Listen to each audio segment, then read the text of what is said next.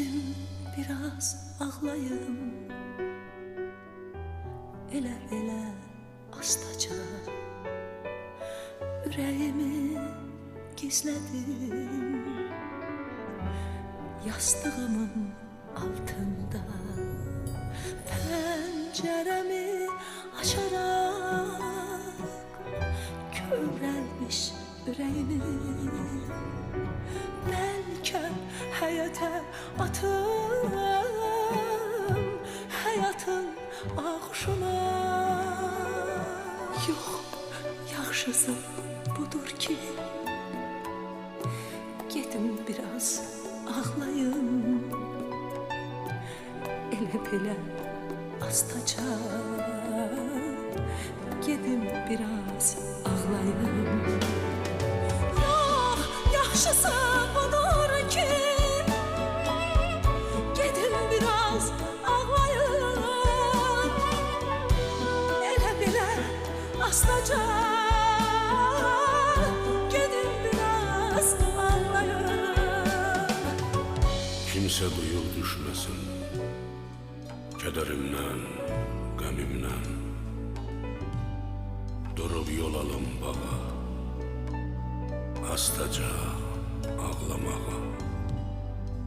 Götürüm yüreğimi, atım coşan ülmana.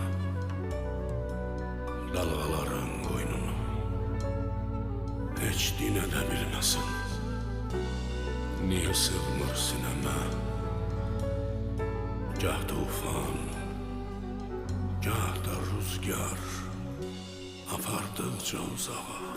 Yox, yaxşısı budur ki qoy dirilikdə bastırın, dirilik çiçək olsun,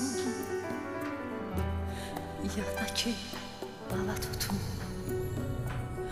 acısın unutturun.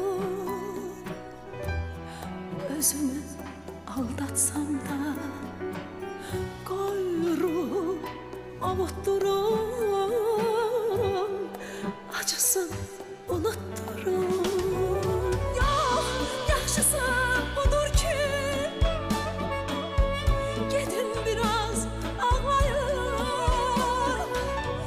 elə astaca gedim biraz ağlayım.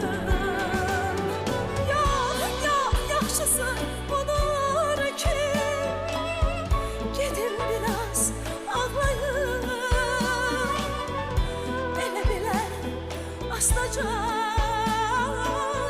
gedim biraz ağlayım. Gecenin sükutunda ürəyimlə tənhayam. Yağış yağır, ıslanır, çətir tutmuram ona. Qoy incisin, nə qədər oyun açıb başıma. Hərdən isyana qalxım, hem güneşe hem aya haykırırım. Götürün, verdim onu Allah'a. Ama karar vermedim. Niçin karar vermedim? Bu geniş yüreğimi sana bağışlamağa.